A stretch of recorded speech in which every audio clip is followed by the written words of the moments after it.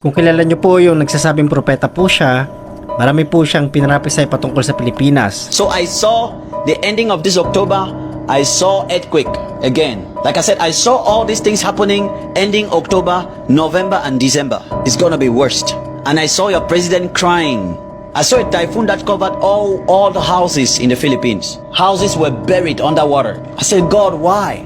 God said, there is so much idolatry practice in the Philippines. January 2026, may bungad daw po ng mga disaster, sunog, typhoon, earthquakes. Ngayon kung hindi po to galing sa Panginoon, we rebuke it in the mighty name of Jesus. Pero hindi natin makakaila na yung prophecy po, gift po kasi yan ng banal na espiritu. Sabi ng 1 Corinthians 12 verse 10, ang iba'y pinagkalooban ng espiritu ng kapangyarihang gumawa ng mga himala, at ang iba naman ay binigyan ng kakayahang maghayag ng mensahe ng Diyos. Pero kailangan nating i-discern, kailangan nating i-test every spirit. Matthew chapter 7, na magsusulputan mga hidwang propeta, hidwang mangangaral. Sabi ng Jeremiah chapter 14, basahin po natin. Sumagot ang Panginoon, ang mga propetang iyan ay nanghuhula ng kasinungalingan sa pangalan ko.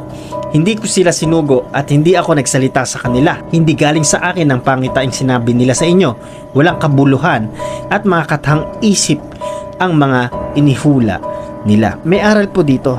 Hindi naman natin matatanggi na ang bansang Pilipinas po ay punong-puno ng idolatry. Yung mga binabanggit po niya na bayan, Cebu, sa Manila, punong-puno po ng idolatry po yan sa mga bawat lalawigan ng bansang Pilipinas. So we need repentance. Yun ang kailangan natin. Kailangan yung pananampalataya natin dun sa tunay na Panginoon, hindi sa mga ganitong bagay. At hindi lang naman sa mga ribulto po nakikita ang idolatry. Ang idolatry po ngayon, social media. Idolatry ngayon, sarili. Doon sa mga nagsasabing propeta po sila, pwedeng may mga totoo po talaga. At pwede rin namang may mga hidwang propeta. Tayo po ay manumbalik sa tunay na Panginoon. At sapat na yun para tayo ay magsisi sa mga kasalanan natin. Kung tatama man po yung mga bagay po na yan, andyan po yung protection, yung divine protection ng Panginoon, the Holy Spirit, na ibubuhos niya po yung kanyang kapangyarihan sa huling panahon.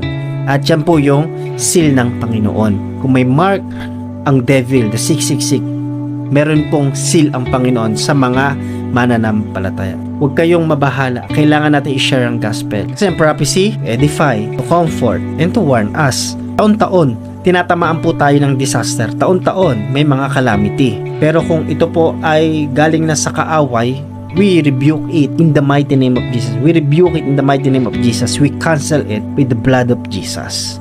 Repent and come to God. Doon po pala sa mga nagtatagpo sa akin dito, thank you po, para sa inyo po yung video po na ito.